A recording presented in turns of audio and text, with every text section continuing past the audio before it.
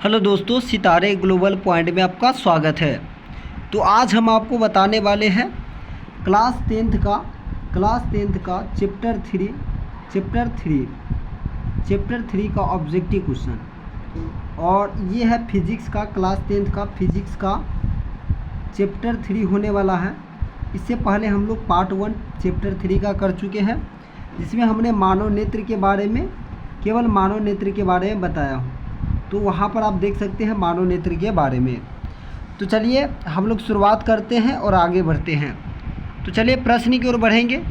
तो यहाँ पर जो पहला प्रश्न है, जो नेत्र निकट वस्तु को साफ नहीं देख पाता है उस नेत्र में क्या होता है। तो यानी कि अगर जो नेत्र निकट वस्तु को साफ नहीं देख पाता है, यानी कि वो दूर को देखेगा, है ना। तो यानी कि निकट को साफ नहीं देख पाता है, यानी कि दूर को देख रहा है। तो दूर को जिसमें, यानी कि देखिए, जिसको जो दिखाई देगा वही दृष्टि दोष होगा। अगर निकट की वस्तु दिखाई देगा तो निकट दृष्टि दोष है, अगर दूर की वस्तु दिखाई दे रहा है तो दूर दृष्टि दोष है। आपको यही याद रखना है। निकट अगर और जो नहीं, जैसे देखिए, दूर की वस्तु साफ दिखाई दे रही है, दूर दृष्टि दोष। निकट की वस्तु साफ दिखाई दे रही है तो निकट दृष्टि दोष हो जाएगी, है ना। यानी कि अगर दूर की नहीं दिखाई देगी तो निकट दृष्टि दोष, और नज़दीक को नहीं दिखाई देगा तो दूर दृष्टि दोष। और यहाँ पर बात करें जरा दूरदर्शिता, तो ये आपका उम्र बढ़ने के साथ होता है। और इसमें जो उपचार होता है आपका बाइफोकल लेंस, किसका होता है, तो बाइफोकल लेंस का उपचार होता है। और निकट दृष्टि दोष की बात करें तो निकट दृष्टि दोष में क्या है कि आपको दूर, यानी कि निकट में देखिएगा तो दूर की वस्तु साफ नहीं दिखाई देगी, है ना। तो यानी कि इसमें हम लोग लगाते हैं कौन सा लेंस, तो हम लोग लगाएंगे इसमें अवतल लेंस। किसका उपचार करेंगे, तो अवतल लेंस का उपचार होगा इसमें। आपको याद रखना है इसमें अवतल। और दूर दृष्टि दोष में क्या करना है आपको, उत्तल लेंस का उपचार करना है। किसका, उत्तल लेंस का। तो ये सारा प्रश्न याद रखिएगा। तो चलिए अगला प्रश्न, निकट दृष्टि दोष को दूर करने के लिए चश्मे में किस लेंस का व्यवहार होता है। तो हमने अभी आपको बताया निकट दृष्टि दोष में क्या होगा, अवतल लेंस हो जाएगा। देखिए ये कितना बार रिपीट हुआ क्वेश्चन है ना। तो चलिए अगला प्रश्न की ओर बढ़ते हैं। यही सब आपको देखना है कि कितना बार रिपीट हुआ है। अगला प्रश्न देखिए, किस दृष्टि दोष में अवतल और उत्तल दोनों लेंस होते हैं। ये दोनों लेंस बनी द्विफोक्सी लेंस द्वारा संशोधित किया जा सकता है। तो हमने आपको अभी बताया था जरा दृष्टि दोष में, जरा दृष्टि दोष में होगा। चलिए अगला प्रश्न की ओर बढ़ते हैं। अगला प्रश्न आप देखिएगा, किस लेंस का उपयोग कर दीर्घ दृष्टि दोष संशोधित किया जा सकता है। तो आपका right answer option number B हो जाएगा, उत्तल लेंस में। कौन सा लेंस में, उत्तल लेंस में हो जाएगा। अगला प्रश्न की ओर बढ़ते, अगला प्रश्न देखिएगा, दूर दृष्टि वाली आँख साफ साफ देख सकती है। तो दूर दृष्टि दोष जिसको रहेगा वो दूर की वस्तु को ही साफ देखेगा। कहिएगा सर निकट दृष्टि दोष है, तो निकट दृष्टि दोष है तो वह निकट की वस्तु को ही साफ देखेगा, निकट की वस्तु को साफ देख पाएगा। तो ये सब हमने आपको बताया। तो चलिए अगला क्वेश्चन की ओर बढ़ते हैं। ये सारा आंसर की यहाँ पर दिया है। तो चलिए अगला प्रश्न की ओर बढ़ेंगे। यहाँ पर हमने अभी यहाँ पर देखिए कुछ इम्पोर्टेंट टॉपिक पर चर्चा करते हैं। स्पेक्ट्रम, ये है क्या, स्पेक्ट्रम। और स्पेक्ट्रम के कुल 5 सतह होते हैं। कितने सतह, 5 सतह। और स्पेक्ट्रम द्वारा सबसे पहले जो श्वेत प्रकाश को गुजारा था वे था न्यूटन। कौन थे, न्यूटन ने यह एक्सपेरिमेंट किया था। देखिएगा, जब श्वेत प्रकाश को प्रिज्म से गुजारा जाएगा तो यह 7 रंगों में बांट देगा। कितने रंगों में बांटेगा, तो यह 7 रंगों में बांट देती है ना। तो आपको याद रखना है। चलिए अगला प्रश्न की ओर बढ़ते, स्पेक्ट्रम में किस रंग का झुकाव अधिक होता है। तो मैं यहाँ पर आपको बता देता हूँ किसका जो ट्रिक है, बैजा नीह पिनाला। क्या ट्रिक है, बैजा नीह पिनाला। देखिएगा, बैजा नीह पिनाला पर याद रख लीजिएगा इस प्रकार से। तो बै से हो जाएगा आपका बैंगनी, जा से जामुनी, नी से नीला, ह से हरा, पीला, फिर नारंगी, फिर लाल। तो यानी कि ऊपर की ओर जाते हैं तो आपका तरंग दैर्ध्य क्या है, बढ़ जाएगा। ऊपर की ओर तरंग दैर्ध्य बढ़ेगा। आपको एक ही बात याद रखना है कि लाल रंग का सिर्फ तरंग दैर्ध्य ज़्यादा होगा, बाकी सभी में क्या है, लाल रंग तो कम है। तो याद रखना है कि सभी में क्या है, तरंग दैर्ध्य में सिर्फ लाल रंग क्या रहेगा, अधिक रहेगा, बाकी सब में ये कम होगा। तो आपसे क्या पूछा गया एग्ज़ाम में, तो आपसे पूछा गया स्पेक्ट्रम में किस रंग का झुकाव अधिक है। तो सबसे नीचे क्या आया है, बैंगनी। तो बैंगनी रंग का झुकाव अधिक हो जाएगा, तो आपका ऑप्शन नंबर डी हो जाएगा। तो चलिए अगला प्रश्न की ओर बढ़ते हैं। अगला प्रश्न की बात करें, स्पेक्ट्रम प्राप्त करने के लिए किसका उपयोग करते हैं, तो प्रिज्म का उपयोग किया जाता है। स्पेक्ट्रम प्राप्त करने के लिए प्रिज्म का उपयोग करते हैं।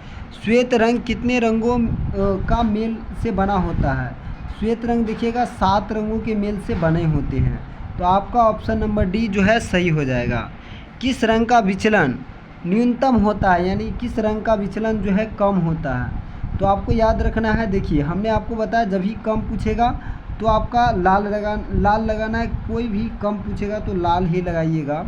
सिर्फ तरंग दैर्ध्य में क्या लगाइएगा, तरंग दैर्ध्य अधिक कहेगा तब वहाँ पर आप लाल लगाइएगा। बाकी सब में लाल क्या है, तो बाकी सब में लाल कलर जो है वो आपका कम है।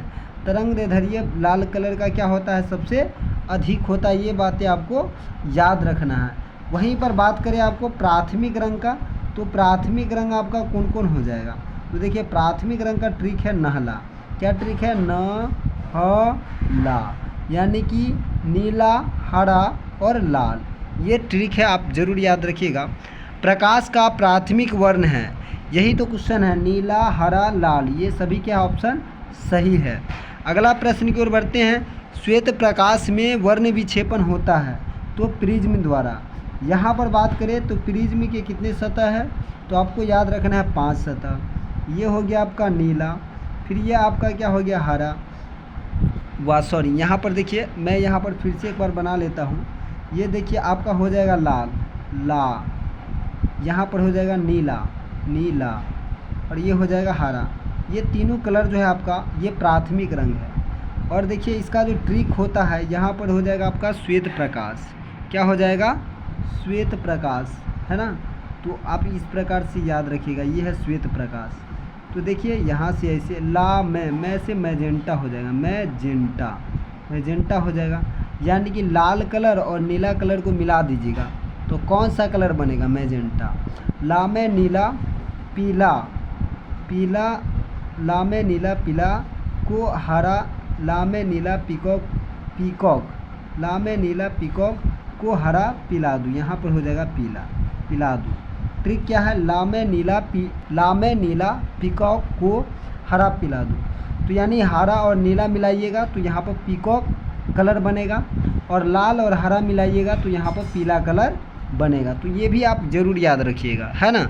यानी कि देख लीजिए एक बार और आप समझ लीजिए, लाल और नीला मिलाते हैं तो मेजेंटा कलर बनेगा। क्या बनेगा, मेजेंटा। और हरा नीला बनाइएगा तो पीकॉक कलर बनेगा, और लाल और हरा मिलाइएगा तो पीला कलर बनेगा, है ना। तो इस प्रकार से आप ज़रूर याद रखिएगा। श्वेत प्रकाश का ये तो बता ही दिए। चलिए अगला प्रश्न की ओर बढ़ते हैं। एक प्रिज्म में कितने सतहों से घिरे होते हैं। एक प्रिज्म कितने सतह से, 5 सतहों से घिरे होते हैं, ये हमने आपको बताया है। हीरा का अपवर्तनांक कितना होता है, तो 2.24 होता है। ऑप्शन नंबर सी इसका राइट आंसर हो जाएगा। तो चलिए अगला प्रश्न की ओर बढ़ते हैं। अगला प्रश्न आप देखिएगा, तो यहाँ पर देखिए प्रकाश के किस घटना के कारण सूर्य हमें सूर्योदय से लगभग 2 मिनट पूर्व दिखाई देते हैं।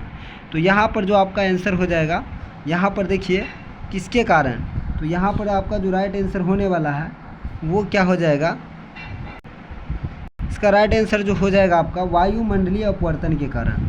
तो चलिए अगला प्रश्न की ओर बढ़ते हैं। तारे के टिमटिमाने का कारण क्या है, तो तारे का टिमटिमाने का कारण क्या है, वायुमंडलीय अपवर्तन के कारण तारा जो है टिमटिमाई हमें देता है।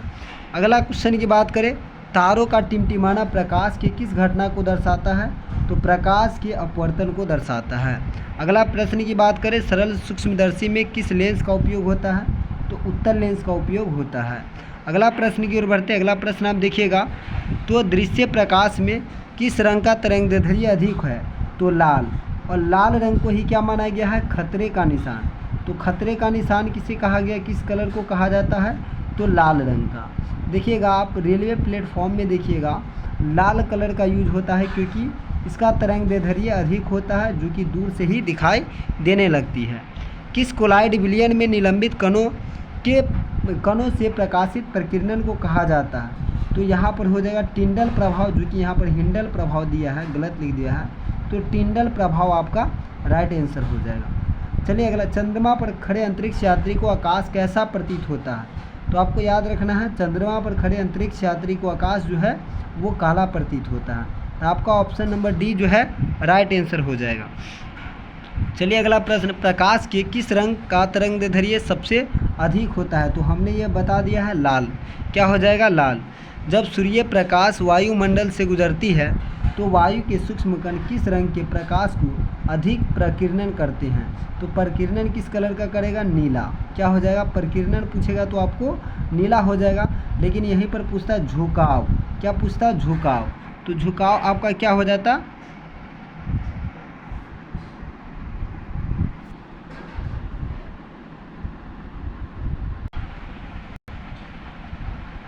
तो यहाँ पर देखिए आपका जो राइट आंसर होने वाला है वो आपका नीला हो जाएगा। लेकिन यहाँ पर अगर आपसे पूछता है झुकाव, किस रंग का झुकाव अधिक होता है? तो आपको याद रखना है झुकाव जो है सबसे अधिक बैंगनी कलर का होगा। किसका होगा? बैंगनी कलर का हो जाएगा। तो ये आप ज़रूर याद रखिएगा। वायुमंडल में कौन सा वर्ण अधिक प्रकीर्णन करता है? तो प्रकीर्णन नीला कलर करेगा। ये आपका राइट आंसर हो जाएगा। किसी अंतरिक्ष यात्री को आकाश कैसा प्रतीत होता है? तो आपको काला प्रतीत होता है। आकाश का नीला रंग होना किस परिघटना के कारण है? तो वो आपका हो जाएगा, आकाश का नीला रंग प्रकीर्णन के कारण होता है। तो ये आप याद रखिएगा। अगला प्रश्न है आपका कि प्रकाश का न्यूनतम तरंगदैर्ध्य क्या है? तो प्रकाश का न्यूनतम कहिएगा तो 380 नैनोमीटर, और जबकि सबसे अधिक कहिएगा तो 740 नैनोमीटर होता है, जो कि लाल कलर का होता है। इस कलर का लाल कलर का होता है, जो कि 740 नैनोमीटर होता है, जो सबसे अधिक होता है 740 नैनोमीटर। तो ये वीडियो आप अपने दोस्तों में ज़रूर शेयर कीजिए। आज की क्लास इतना ही है। ये सारा आपको क्वेश्चन बैंक कंप्लीट हो चुका है चैप्टर 3 का। तो इस वीडियो को अधिक से अधिक शेयर कीजिए। अगर आपको अच्छा लगे तो इस चैनल को ज़रूर सब्सक्राइब कीजिए।